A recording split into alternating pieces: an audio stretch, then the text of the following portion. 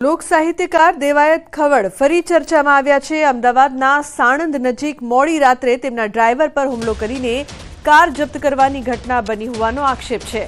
તેમણે એક જ દિવસે તેમના 2 ડાયરાના કાર્યક્રમ બુક કર્યા હતા। દેવાયત ખવડે સનાથલ અને દેવાયત ખવડ આણંદ સોજિત્રા ખાતે એમ એક જ દિવસે 2 ડાયરાના કાર્યક્રમ રાખ્યા હોવાની વાત સામે આવી હતી।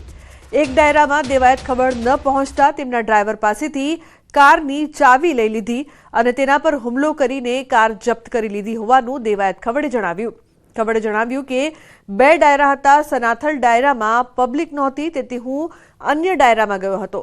આ ઘટના અંગે બાદમાં ચાંગોદર પોલીસમાં અરજી કરવામાં આવી, પરંતુ ફરિયાદ ઘણા સમય બાદ પણ ન લીધી હોવાનો ખવડે આક્ષેપ મૂક્યો છે।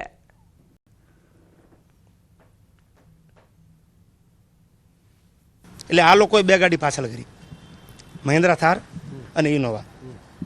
સનાથલથી આઈ થિંક 500 મીટર કે સોરી મને ખાસ ખબર નથી, ડિસ્ટન્સ રિંગ રોડનું જે હોય છે ત્યાં ગાડી પહોંચી એટલે 2 ગાડી આડી નાખી, બોટલનો ઘા કરીને ગ્લાસ ફોડ્યો, કાનાને જેમ ફાવે એમ ગાળું દીધી, ગાડીની ચાવી લઈ અને સ્કોર્પિયો ગાડી લઈને લોકો નીકળી ગયા। 20 તારીખે રાત્રિનો આ બનાવ। એટલે કાનાને મને ફોન આવ્યો કે ભાઈ ગાડી લઈને લોકો નીકળી ગયા। મેં કીધું તું ઊભો રહે।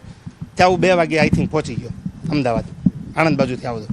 એટલે કાનાને મેં ગાડીમાં બેસાડીને કીધું કે જે કાંઈ થતું સવારમાં આપણે કાયદેકીય પ્રોસેસ કરશું। હા, એમાં હું ખ્યાલ છે મને ત્યાં સુધી રામભાઈ કાનજીભાઈ ચૌહાણ હતા ગાડી લેવામાં।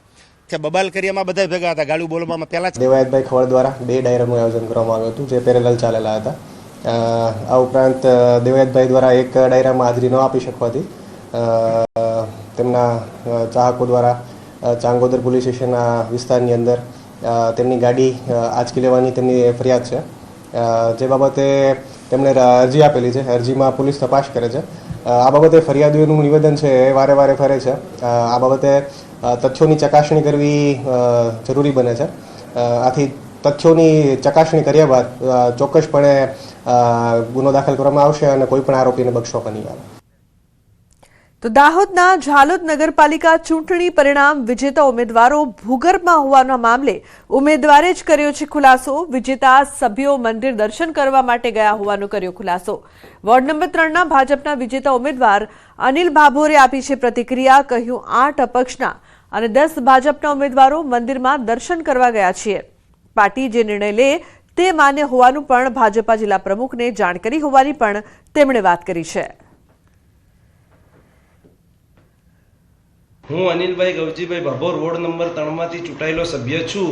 અમે ભાજપના 10 સભ્ય સાથે છે। અમે મંદિરે દર્શન કરવા માટે આવ્યા છે, કોઈના દાબ દબાણ વગર આવ્યા છે।